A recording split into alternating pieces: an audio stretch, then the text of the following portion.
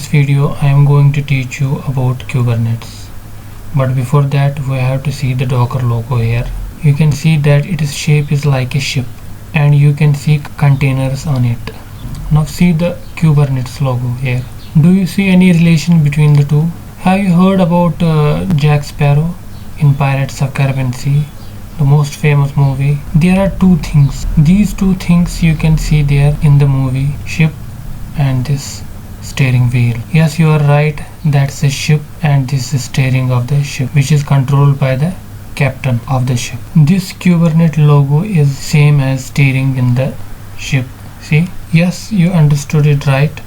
This steering is used to control the ship. Now this is the easiest way to understand what is Kubernetes. To control the Docker ship, we need to control or manage it by using Kubernetes. It is a container management tool so that we can manage the container. Now this see Kubernetes or K8s. Why we called it as K8s? It is also called K8s. What is the logic behind it? Can you tell me why? Here you can see it starts with K and ends with S, and in between K and S we have here 8 characters. See 1 2 3 4 5 6 7 8.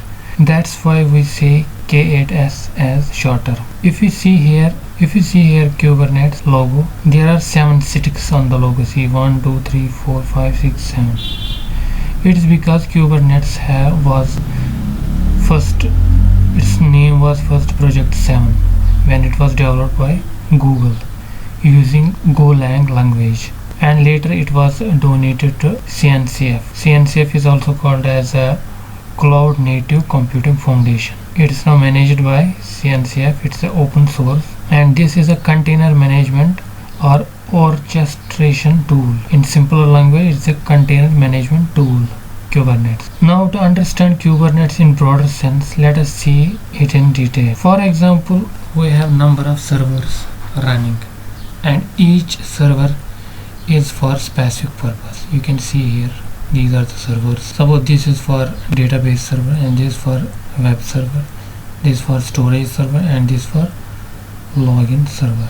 Now if we have a virtualization system here, we can run all these services in a single server using Docker, right? Each server here will become a container. Here it's the same machine, but we have used a containerization and each container behaves like a server here.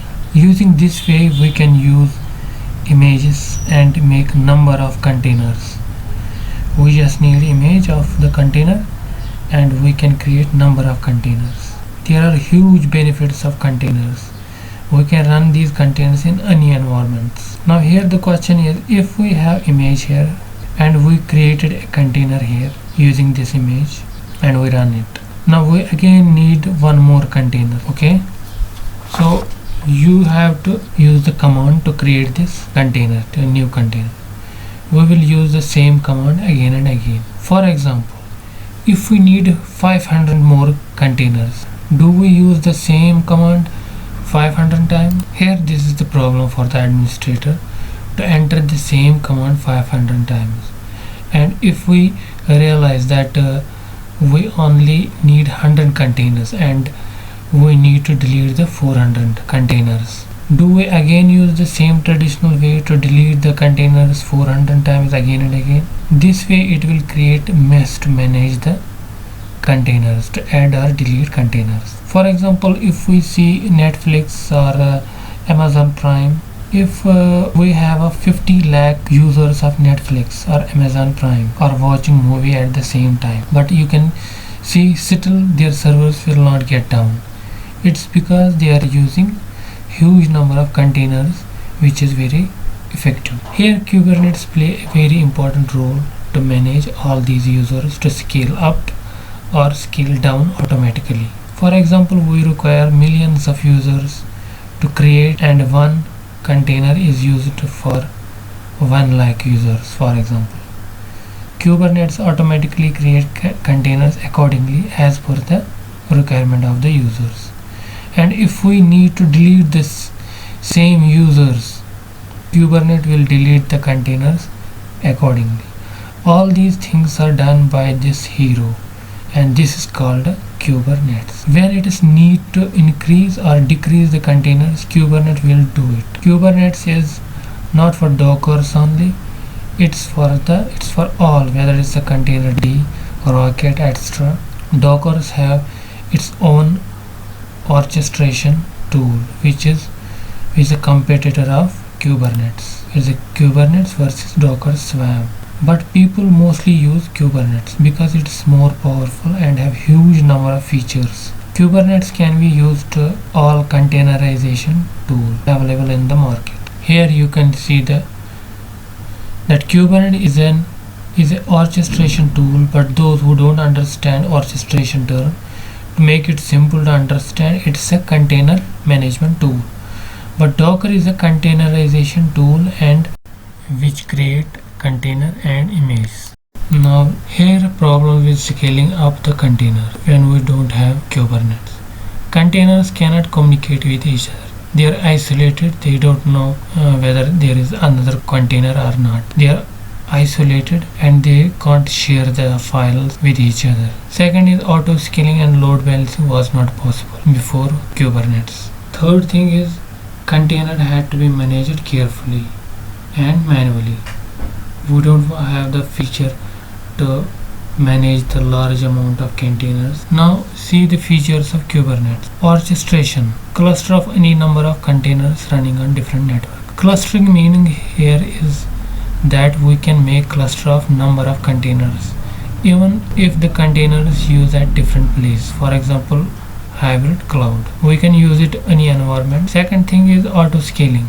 Auto scaling, as we can increase or decrease the container. Here we can see here vertical and horizontal scaling. Vertical, here we can increase the resource power of the existing container. For example, if we want to increase the RAM of from 2 GB to 4 GB of the existing container, that is called vertical scaling. But horizontal scaling means here, for example, we can create a new container and allot 2 GB of RAM to it, and preferably we can use horizontal scaling because it's a separate container here.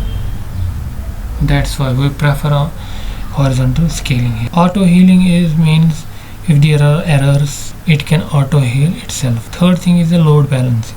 Load balancing means if, for example, we have two servers on two containers, and if the 20 requests are coming from outside, and it should be equally distributed to each container so that it will load balance the requests. That's called load balancing. Now the next thing is fault tolerance. Fault tolerance, for example, if server gets down, it will automatically create new container. Kubernetes is always sensing if there is any failure of container. Actually, it reads the message from pod. If we go later in a detail what's a pod, that's a separate concept of it. But here pod senses the failure if there is a failure of the container. Pod contains the details of the container. If there is any failure of container, it creates a new one. Now the next is rollback. Rollback, if you upgrade the Kubernetes the new version and after using it you feel that the previous version was good, you can roll back that and you can go to the previous version again and you can use the previous version. Now the next one is health monitoring. Health monitoring feature of Kubernetes is always checking the health of the containers. If any container fails, it creates the new one. Now the next one is batch execution. Batch execution is also a good feature of Kubernetes. Whenever you write any code, for example, it is always running on backend, as we always know. We can also do batch processing here in Kubernetes, whether it's a one-time processing, sequential processing, or parallel processing. Now I hope you find this video informative. To conclude this, we will go to with the definition that Kubernetes is an open source container management tool which automates container deployment, container scaling, and load balance. It schedules, runs, and manages isolated containers which are running on virtual, physical, or cloud machine. All top cloud providers support Kubernetes. I hope you find this video informative. Thank you for watching.